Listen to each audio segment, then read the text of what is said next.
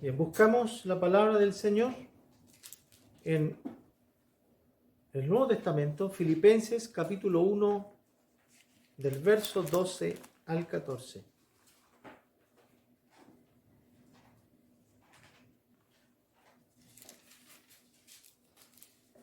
Filipenses, Hechos, Romanos, Corintios, Gálatas, Efesios, Filipenses. Capítulo 1.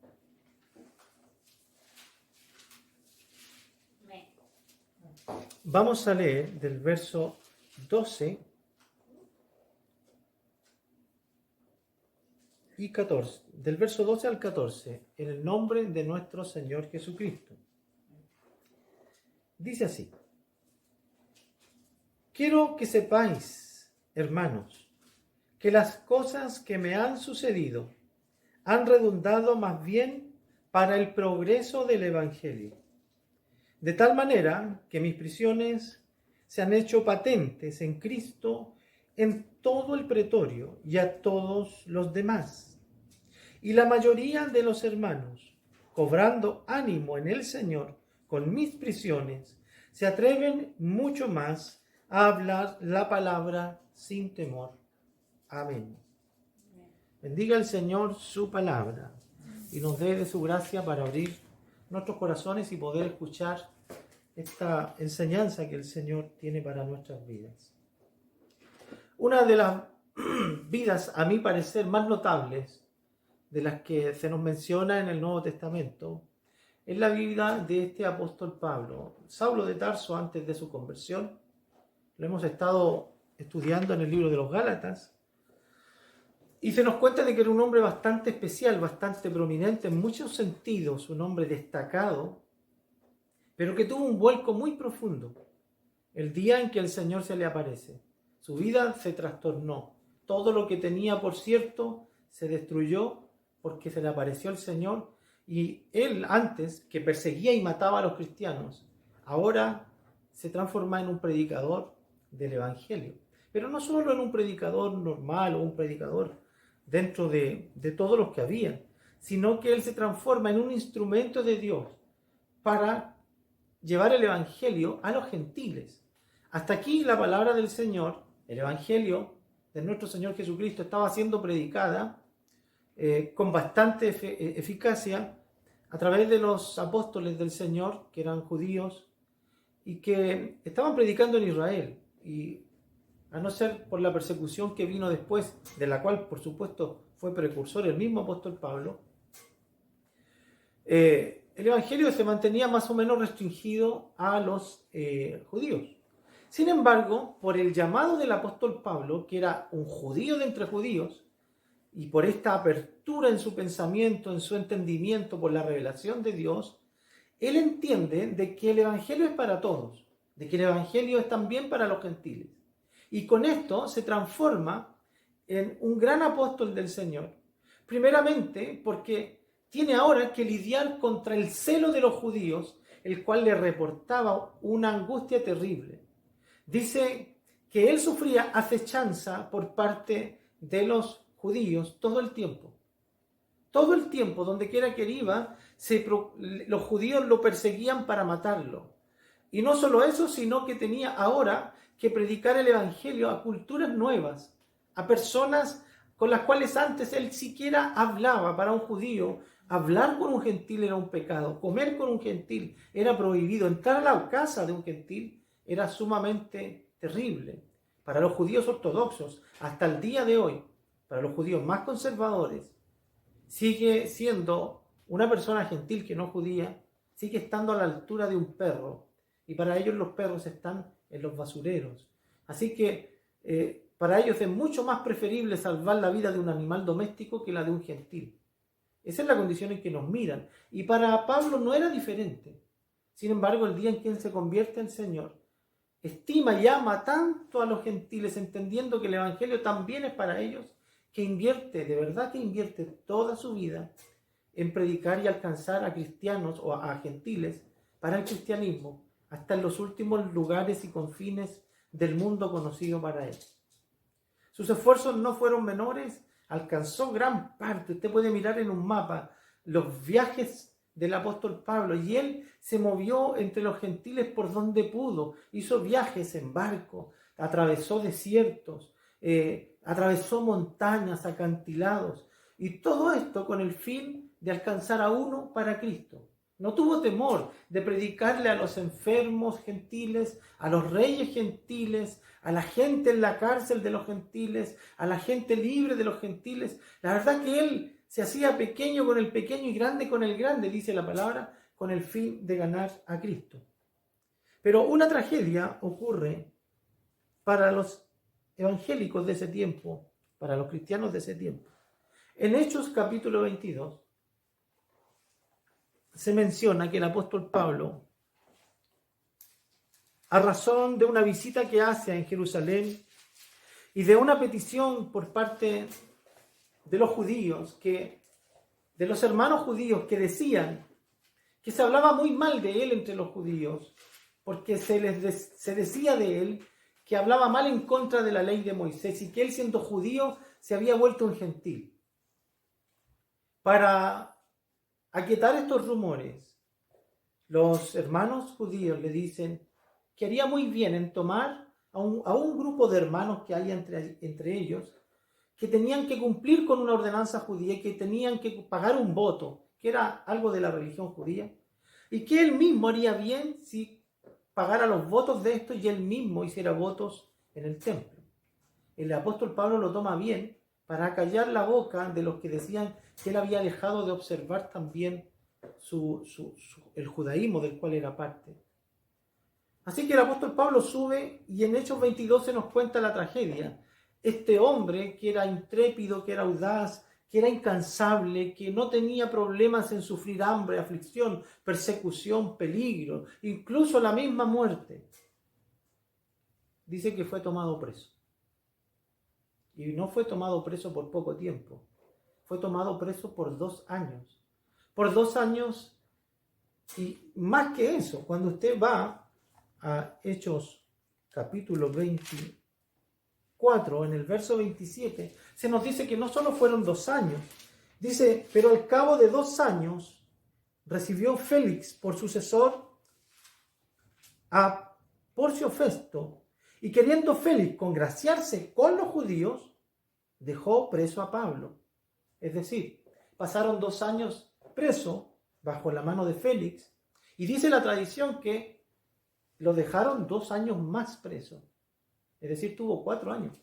Quiero que entiendan cuál es el perjuicio que aparentemente se hizo a la iglesia al dejar arrestado a un hombre que había logrado tanto con su libertad. Él era un romano de nacionalidad, aunque de raza judía, pero había nacido en una provincia romana, por lo tanto tenía un gran beneficio. Él como romano, ciudadano romano, podía moverse libremente como judío y como erudito, y ahora como un gran ministro del Señor, como un gran predicador. La verdad que su alcance era sin precedentes. Pero Dios tiene por propósito dejarle muy claro al hombre que el progreso del reino no tiene tanto que ver con el esfuerzo humano, sino con la voluntad divina. Y por alguna razón Dios permite que este hombre caiga preso cuando estaba en medio de su gran esfuerzo evangelista. Dice la palabra que el apóstol Pablo trataba de no andar solo, pero en una ocasión lo dejan solo en Atenas y dice que ardía en su corazón por poder predicar la palabra y que no esperó a los que vendrían a apoyarlo, que cuando llegaron a encontrarlo, Pablo se encontraba de lleno predicando la palabra porque no le importaba estar solo, ardía su corazón por el deseo de predicar. Así que 2 años arrestado, 2 años preso, y si aceptamos lo que dice la tradición, fueron 4 años en que el apóstol Pablo estuvo de manos y de pies atado. Pero ¿qué dice el apóstol Pablo respecto a esta cárcel? En nuestra lectura, en nuestra lección, en nuestra enseñanza del día de hoy, el apóstol Pablo escribe a los filipenses para aclarar algo, porque fue una tragedia para la iglesia de su tiempo. ¿Cómo es posible que la iglesia fuera detenida de esta manera? Y el apóstol Pablo escribe esta carta de los filipenses para aclararle a los filipenses y no se desanimaran. ¿Qué está diciendo el apóstol Pablo? está contando los beneficios que resultaron de este aparente tropiezo que vivió él en su peregrinar.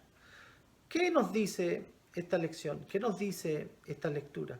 Lo primero que nos enseña es que sus dificultades, sus dolores, sus aflicciones, sus tropiezos, en lugar de ser un impedimento para el Señor, fueron usados para el Señor y para el progreso del Evangelio. Y de verdad, hermano, que hace mucho tiempo que yo vengo viendo sinceramente, no solo nuestra congregación, hablo a nivel general, que la iglesia está más preocupada de su propio progreso, de que la iglesia del Señor, que debiera ser del Señor, está más preocupada de su progreso en la salud, de su progreso material, y de que el Señor se ha transformado prácticamente en un ayudante al progreso propio. Incluimos a Dios en nuestras vidas para que Él nos ayude a progresar en nuestros estudios. Incluimos a Dios para que Él nos ayude a progresar en nuestras familias. Incluimos a Dios para que Él nos ayude a progresar en nuestra economía. Pero ¿qué hay del progreso del reino? ¿Qué hay del progreso de la obra del Señor?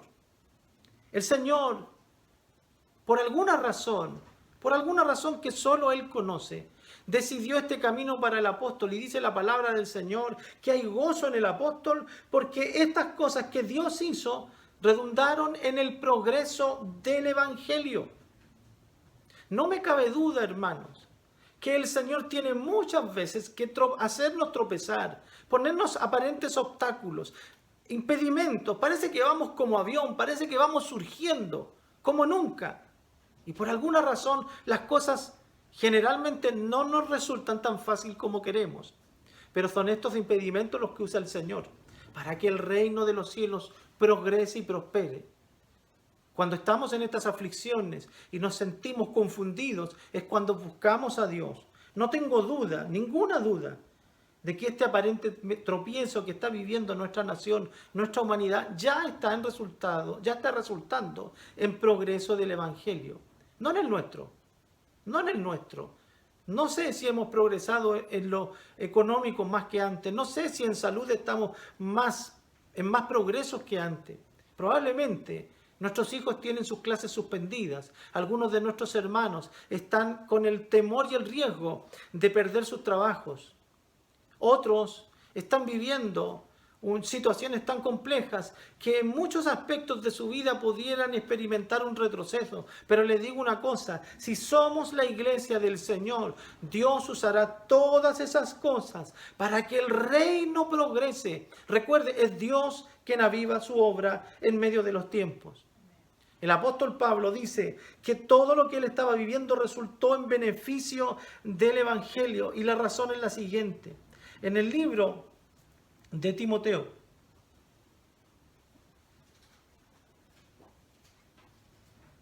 dice la palabra del Señor. Segunda de Timoteo capítulo 2, verso 9. El apóstol Pablo le está contando las penalidades que está sufriendo. Y revela algo maravilloso en esto. Segunda de Timoteo 2:9. Dice, en el cual sufro penalidades, hasta prisiones a modos de malhechor, porque era como estaba. Mas dice, la palabra de Dios no está presa. Es decir, el apóstol Pablo estaba amarrado de pies y de manos probablemente, pero la lengua del apóstol, el corazón del apóstol seguía ardiendo con el deseo de predicar a Cristo. Y utilizó todos los medios posibles para poder proclamar la palabra del Señor. No, probablemente el día en que fue llevado preso, el día en que fue azotado, el día en que era arrestado y maltratado, venían tristezas a su corazón, aflicción, inseguridad. Pero luego salía de ese modo, de esa posición, y él entendía que había sido llamado a proclamar el Evangelio de Cristo. ¿Cuántos de nosotros o cuántos de muchos cristianos todavía siguen impactados por la situación que está viviendo el mundo? Hermanos, es legítimo preocuparse, es legítimo asustarse, pero debemos ocupar la posición a la que el Señor nos está moviendo, usar todos los medios posibles para proclamar el reino del Señor. Mire cómo esta prisión en el apóstol Pablo resultó en beneficio para el reino. Estuvo el apóstol Pablo, dice la palabra del Señor, en el libro de Hechos, en el capítulo 28, en el verso 30 y 31. Dice así: y permaneció 2 años enteros en una casa alquilada, fue un arresto domiciliario, en una casa alquilada, y recibía a todos los que a él venían, es decir, no tenía impedimento para predicar al Señor. Dice, y predicando el reino de Dios y enseñando acerca del Señor Jesucristo abiertamente y sin impedimento. Dice una versión más antigua, y el término griego que se usa allí, dice que predicó libremente, con total libertad el Evangelio. Y cuando habla de total libertad no se refiere a la libertad civil, a la libertad legal que tenían las personas que no cometían delitos, sino que se refiere directamente a la libertad interior, es decir, se sentía totalmente libre para predicar el Evangelio. Durante o todo el tiempo anterior al arresto del apóstol Pablo, Pablo vivía preocupado porque era acechado, vivía con temor de ser atrapado en alguna emboscada. Los malos hermanos, los falsos hermanos procuraban su muerte, los judíos lo perseguían. Sin embargo, en esta cárcel gozó de protección y total libertad. Dice en nuestra lectura principal que en sus prisiones Cristo había quedado patente a todo el pretorio. El pretorio era la guardia real, eran los hombres, los escoltas, los comandos, en este caso, de César, que custodiaban, los hombres más diestros, más leales, los hombres más fieros del imperio estaban custodiando al apóstol Pablo. Y dice que en sus prisiones, Cristo quedó patente, guardado en el corazón de todos aquellos de la guardia pretoriana que estaban custodiándolo a él como un reo de alta peligrosidad en un arresto domiciliario, pero cada vez que había un cambio de guardia y mientras el apóstol Pablo predicaba a los cristianos que venían a él, porque esa prisión, en esos 2 años, esa casa se convirtió en un palacio para él, puesto que se transformó en iglesia, se transformó en escuela, se transformó en el templo para el apóstol Pablo y los que a él venían. Y ahí había un guardia, de manera involuntaria o voluntaria, no lo sé, escuchando la predicación. Tanto así que muchos de ellos se convirtieron. Y en la casa de César, muchos se convirtieron al Evangelio. Mire, en la misma carta de los Filipenses, en el capítulo 4, en el verso 22, al final de esta carta, cuando el apóstol se despide, manda saludos de los que les están acompañando. Y dice, todos los santos os saludan, es decir, todos los cristianos que estaban con él. Dice, especialmente, escuche lo que dice, especialmente los de la casa de César. ¿Qué pasó en estos 2 años? El apóstol Pablo no solo predicó el Evangelio libremente a los cristianos que venían a verlo, sino que muchos otros se convirtieron en el Evangelio. Y en la misma casa de César, que era el hombre más poderoso del mundo en ese tiempo, ya se estaban entregando a Cristo. ¿Cómo pensar que esta cárcel fue desfavorable? Le brindó al apóstol Pablo una seguridad de la cual él no gozaba. Le brindó al apóstol Pablo la libertad de predicar a Cristo a todos los que le vinieran. El apóstol Pablo era un hombre que tenía, mire, la mayor parte del tiempo trabajar con sus manos para su propio sustento. Pero esta carta a los Filipenses, en la misma carta, en el capítulo 4, en el verso 10, mire lo que dice el apóstol Pablo. Dice, en gran manera me gocé en el Señor de que ya al fin habéis revivido vuestro cuidado de mí, de lo cual también estabais solícitos, pero faltaba oportunidad. ¿Qué está diciendo? Está dando gracia a los filipenses, porque en sus prisiones el apóstol Pablo no vivió ninguna necesidad como lo hacía cuando estaba libre. No tenía que ocuparse de trabajar porque los hermanos que venían a visitarlo le traían provisiones, le traían todo lo necesario. Y el apóstol Pablo vivió saciado, sin necesidades, sin hambre, sin aflicción física.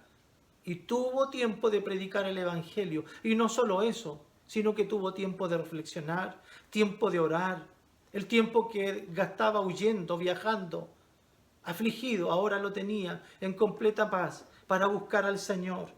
No fue infértil su cárcel, sino que trajo mucho beneficio al reino.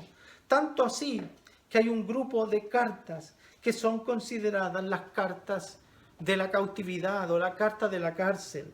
Las cartas de Efesios, Filipenses, Colosenses y Filemón son cartas que él produjo en esos 2 años.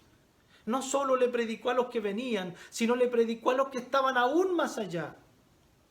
Si hubiese tenido redes sociales, probablemente las habría usado con toda libertad y de manera abundante para hablar de Cristo. Hermano, los tropiezos que Dios le puso al apóstol beneficiaron la iglesia, beneficiaron el reino.